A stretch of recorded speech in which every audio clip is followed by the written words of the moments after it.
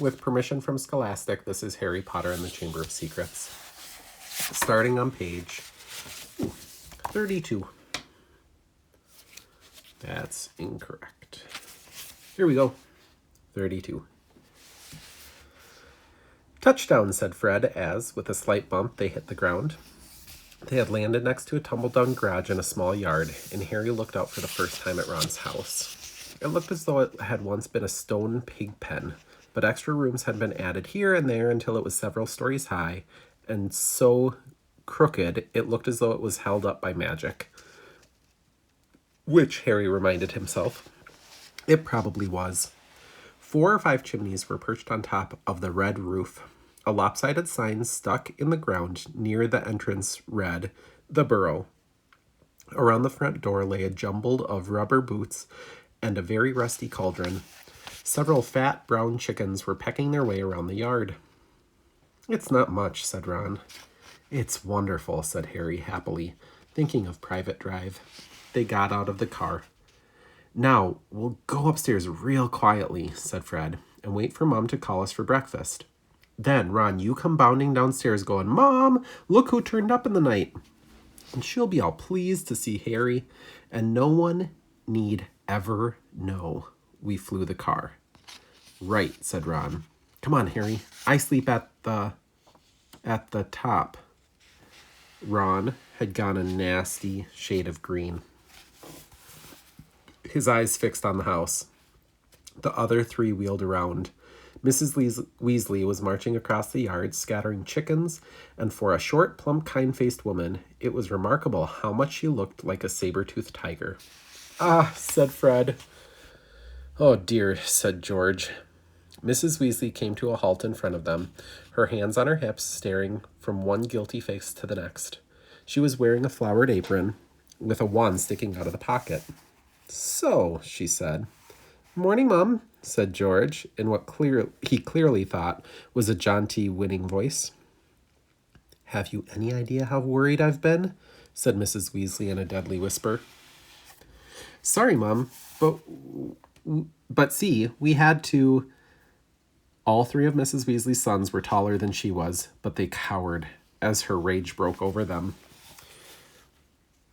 "Bed's empty, no note, car gone, could have crashed, out of my mind with worry." "Did you care? Never, as long as I've lived. You wait until your father gets home. We never had trouble like this from Bill or Charlie or Percy."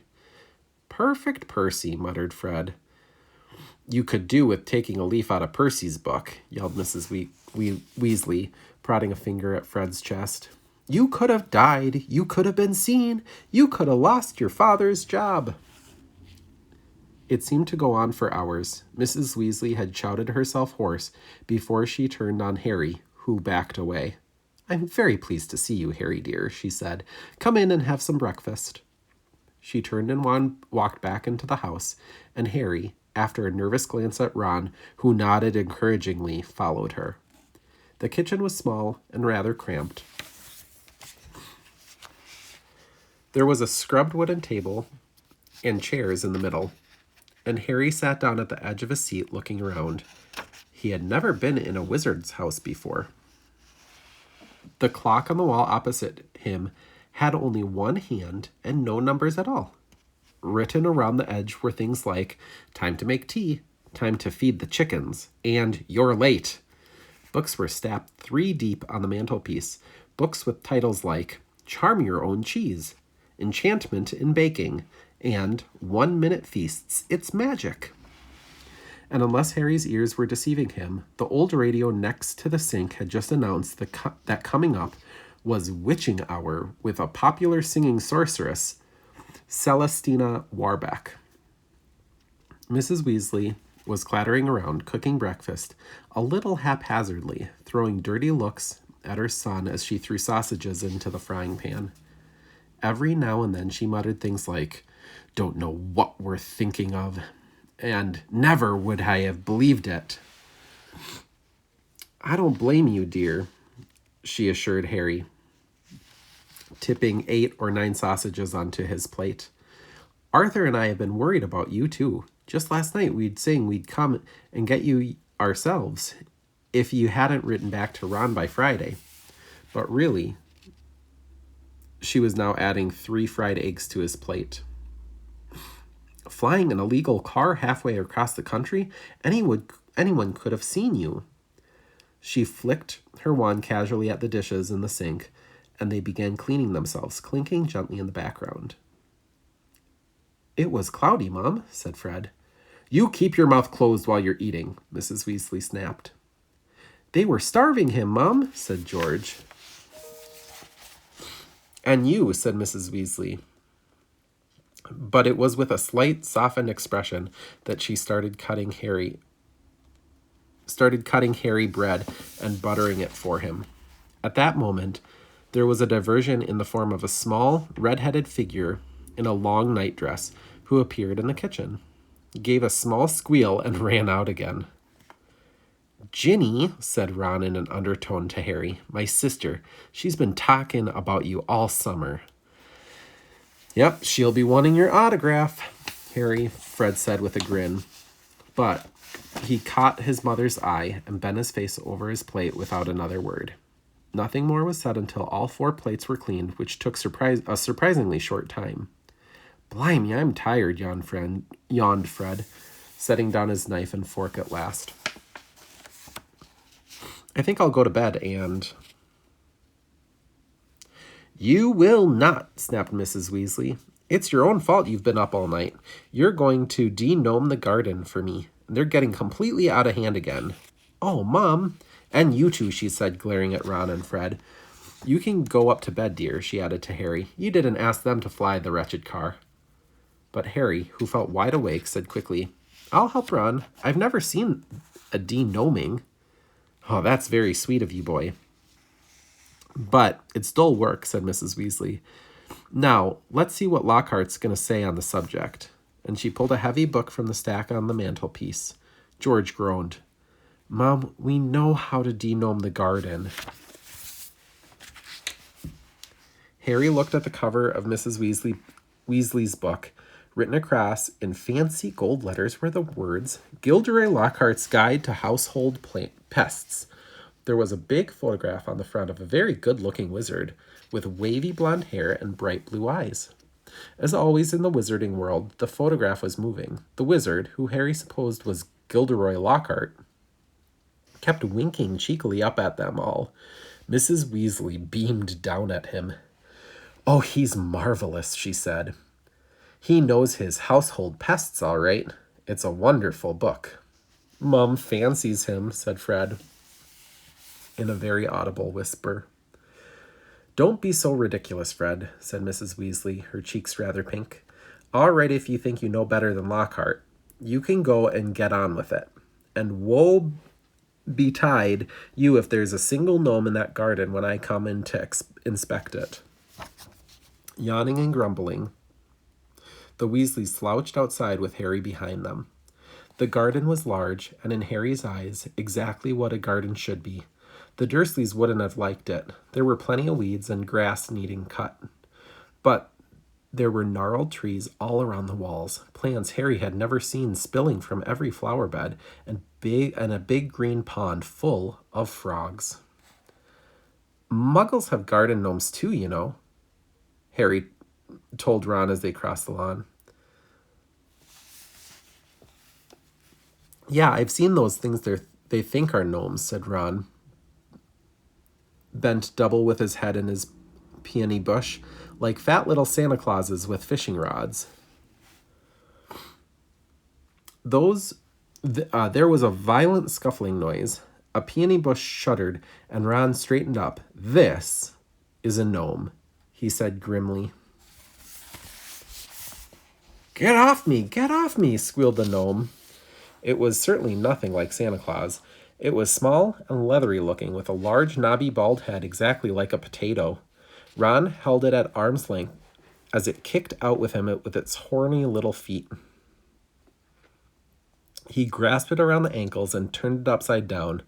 This is what you have to do, he said. He raised the gnome above his head. Get off me! And started to swing it in great circles like a lasso. Seeing the shocked look on Harry's face, Ron added, It doesn't hurt them. You've just got to make them really dizzy so they can't find their way back to the gnome holes. He let go of the gnome's ankles. It flew 20 feet in the air and landed with a thud in a field over the hedge. Pitiful, said Fred. I bet I can get mine beyond that stump. Harry learned quickly not to feel sorry for the gnomes. He decided just to drop the first one he caught over the hedge, but the gnome, sensing weakness, sank its razor-sharp teeth into Harry's fingers, and he had a hard job shaking it off until... Wow, Harry, that must have been 50 feet. The air was soon thick with flying gnomes. See, they're not too bright, said George, seizing 5 or 6 gnomes at once. The moment they know the denoming's going, they'll storm up to have a look. You'd think they'd have learned by now just to stay put. Soon the crowded gnomes in the field started walking away in staggering lines, their little shoulders hunched. They'll be back, said Ron, as they watched the gnomes disappear into the hedge on the other side of the field. They love it here. Dad's too soft with them. He thinks they're funny. Just then, the front door slammed. He's back, said George. Dad's home. They hurried through the garden and back into the house. Mr. Weasley was slumped in a kitchen chair with his glasses off and his eyes closed. He was a thin man, going bald. But the little hair he had was red as any of his children's. He was wearing long green robes, which were dusty and travel-worn. What a night, he mumbled, groping for the teapot as they all sat down around him. 9 raids. 9! An old Mundungus Fletcher tried to put a hex on me when I had my back turned. Mr. Weasley took a long gulp of tea and sighed. Find anything, Dad? Said Fred eagerly. All I got were a few shrinking door keys and a biting kettle, yawned Mr. Weasley. There was some pretty nasty stuff that wasn't in my department, though. Mortlake was taken for questioning about some extremely odd ferrets. But that's the committees on experimental charms, thank goodness. Why would anyone want to bother making a door key shrink? Said George. Just muggle baiting, sighed Mr. Weasley. Sell them a key that keeps shrinking to nothing so they can never find it when they need it. Of course, it's very hard to convict anyone because no muggle would admit their keys kept shrinking. They'll just insist they kept losing it. Bless them. They'll go to any lengths ignoring magic, even if it's staring them in the face. But the things our lot have taken to enchanting, you wouldn't believe. Like cars, for instance? Mrs. Weasley had appeared holding a long poker like a sword. Mr. Weasley's eyes jerked open. He stared guiltily at his wife. Cars, Molly dear? Yes, Arthur, cars. Mrs. Weasley, her eyes flashing. Imagine a wizard buying a rusty old car and telling his wife that all he wanted to do with it was take it apart to see how it worked, while really he was enchanting it to make it fly. Mr. Weasley blinked.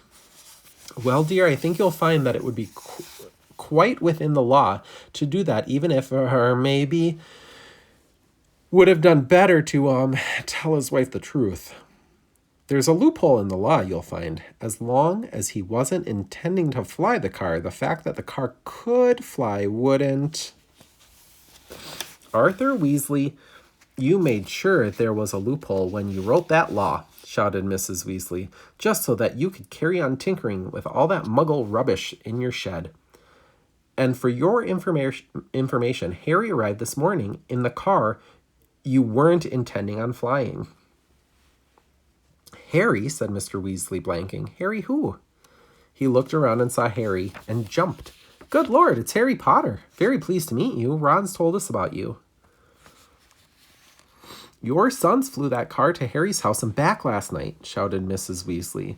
What do you have to say about that, eh? Did you really? Said Mr. Weasley eagerly. Did it go all right? I mean, he faltered. as sparks flew from Mrs. Weasley's eyes. "That was very wrong, boys. Very wrong indeed." "Let's leave them to it," Ron muttered to Harry as Mrs. Weasley swelled like a bullfrog. "Come on, I'll show you my bedroom."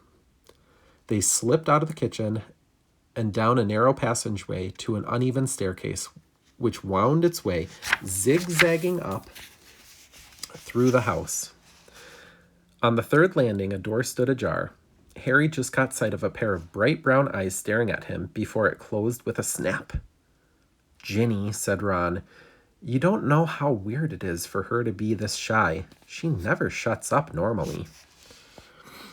They climbed 2 more flights of stairs until they reached the door with peeling paint and a small plaque on it saying, "Ronald's room."